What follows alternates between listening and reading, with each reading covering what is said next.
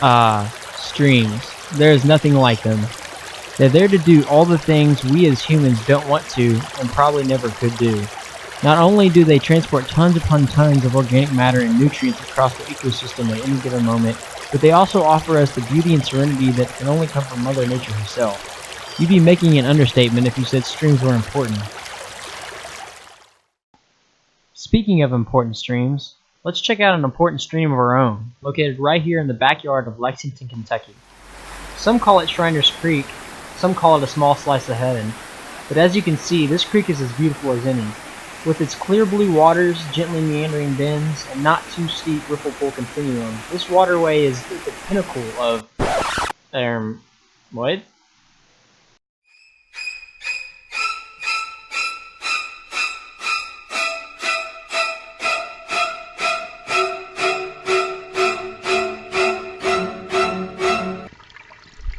Okay, so maybe I was slightly misleading. Unfortunately, Shriners Creek isn't exactly in the best shape.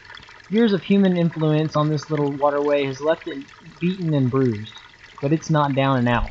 The riparian zone is essentially non-existent. In fact, the entire channel is void of life, minus a couple of hard-fought and commendable stragglers. Probably 90% of the flow doesn't even make it past the channel. It actually falls into a crack right out of the exit of the culvert.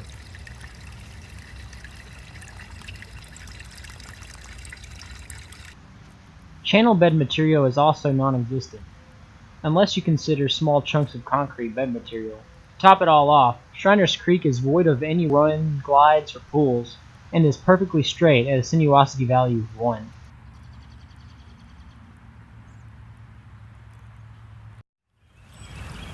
Hey, at least our riffles are in a straight section of our stream. That's a start. Speaking of starts, let's design our own little buddy a fresh start with a wider and more accessible floodplain. We can also excavate that nasty concrete channel and increase sinuosity to help slow down the water. Since we don't want this channel to move anywhere, being confined in the urban environment, we can also introduce rocky bed material that goes under the soil to help prevent the stream bed from incising. Excavation material from lowering the floodplain can be used to help raise up the old stream channel.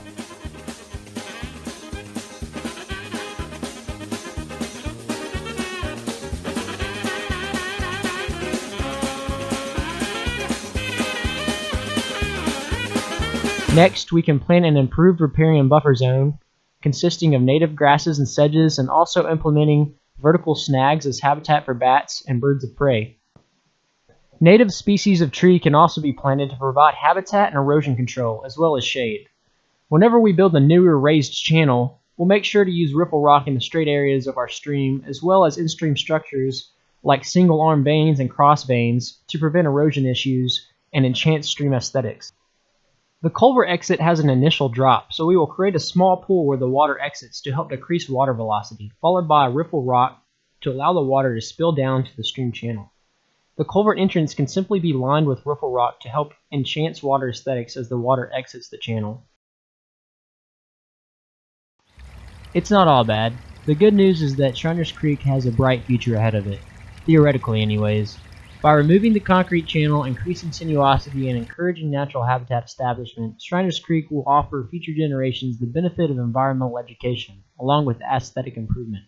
Finally, Shriners Creek will have the chance to display the pinnacle image of urban stream existence.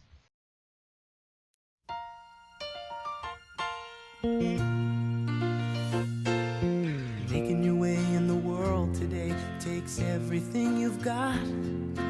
Taking a break from all your worries sure would help a lot. Wouldn't you like to get away? All those nights when you've got no lights, the check is in the mail, and your little angel hung the cat up by its tail, and your third fiancé didn't show. Sometimes you wanna go where everybody